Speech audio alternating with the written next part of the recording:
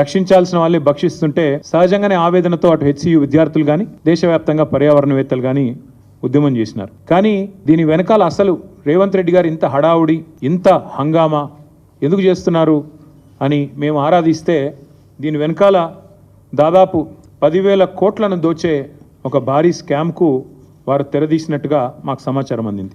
జరిగింది ఏమంటే, నిన్న హరీష్ రావు గారు మీకు చాలా వివరంగా ప్రెస్ మీట్లో కొన్ని విషయాలు చెప్పారు. ఎట్లా ఈ ప్రభుత్వం సుప్రీంకోర్టు గైడ్ లైన్స్ని తుంగలో దొక్కుతోంది, సుప్రీంకోర్టు తీర్పులను బేఖాతరు చేస్తోంది, ఎట్లా వాల్టా చట్టాన్ని ఉల్లంఘించింది, ఎట్లా ఫారెస్ట్ యాక్ట్ని కూడా, ఎట్లా ఫారెస్ట్ కన్జర్వేషన్ యాక్ట్ని కూడా ఎట్లా ఉల్లంఘించింది, అన్ని విషయాలు కూడా నిన్న వారు చాలా వివరంగా చెప్పారు. నేను వాటి జోలికి పోను.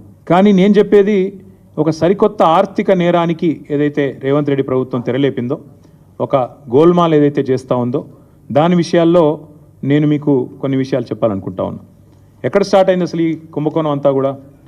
అసలు ఇందాక నేను చెప్పినట్టు ఈ భూమి ఏదైతే ఉన్నదో, ఈ 400 ఎకరాల అడవి భూమి అనే మాట నేను చాలా స్పష్టంగా, అటవీ భూమి అనే మాట పూర్తిగా ఉన్న అవగాహనతో మాట్లాడుతున్నా. అది కూడా చాలా స్పష్టంగా సుప్రీంకోర్టు తీర్పుల ఆధారంగా మాట్లాడుతా ఉన్నాను. ఎందుకంటే నిన్న హరీష్ రావు గారు మీకు చెప్పారు, మీరు చూశారు. సుప్రీంకోర్టు 1996లోనే, అంటే దాదాపు 30 ఏళ్ల కిందటనే స్పష్టమైన తీర్పు ఇచ్చింది. అడవి అని ప్రత్యేకంగా రిజర్వ్ ఫారెస్ట్ అని డిక్లేర్ చేయకపోయినా అడవులకు ఉండాల్సిన లక్షణాలు ఉంటే, 0.4 క్యానపీ ఉంటే ఖచ్చితంగా అది ప్రైవేట్ ల్యాండ్ అయినా, ఓనర్షిప్ ఎవరిదైనా ఖచ్చితంగా దాని అటవీ భూమిగానే గుర్తించాలి అని సుప్రీంకోర్టు తీర్పు ఇవ్వడమే కాకుండా సుప్రీంకోర్టు రాష్ట్ర ప్రభుత్వాలకు ఆదేశం కూడా ఇచ్చింది. ఏమని?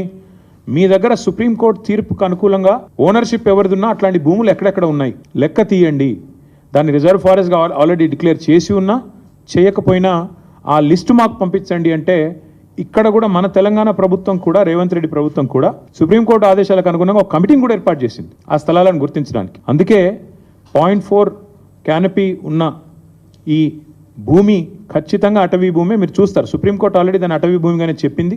మన జస్టిస్ గవాయ్ గారు కూడా చెప్పారు. ఫారెస్ట్ కన్జర్వేషన్ యాక్ట్ 1980 ప్రకారం రేవంత్ రెడ్డి గారు చేసిన అతిపెద్ద ఫైనాన్షియల్ ఫ్రాడ్ ఏంటి అంటే, ఒక అటవీ భూమిని ఇవాళ తాకట్టు పెట్టడం లేదా అమ్మడం, ఆ అధికారం గవర్నమెంట్ కూడా లేదు. మీకు తెలుసు, పోడు పట్టాలు మేము ఇచ్చాం గతంలో. పోడు పట్టాలు కూడా మీకు తెలుసు, ROFR కింద పోడు పట్టాలు కూడా they won't give you complete rights on the land. మీరు దాన్ని అక్కడ సాగు చేసుకున్న దానికి అవకాశం ఉంటుంది, పొజిషన్కి అవకాశం ఉంటుంది తప్ప ఓనర్షిప్ ఉండదు, దాన్ని అమ్మేదానికి అవకాశం ఉండదు పోడు పట్టా విషయంలో కూడా. అట్లాగే ఈ అటవీ భూమి ఏదైతే ఉందో, అడవి లక్షణాలు కలిగి ఉన్న భూమి ఏదైతే ఉందో, 1980 ఫారెస్ట్ కన్జర్వేషన్ యాక్ట్ ప్రకారం ఇది మొత్తం రేవంత్ రెడ్డి గారికి తెలుసు. ఆయనకు తెలియదని కాదు, ఆయనకు తెలియకుండా జరిగింది అనడానికి కూడా లేదు. ఇక్కడ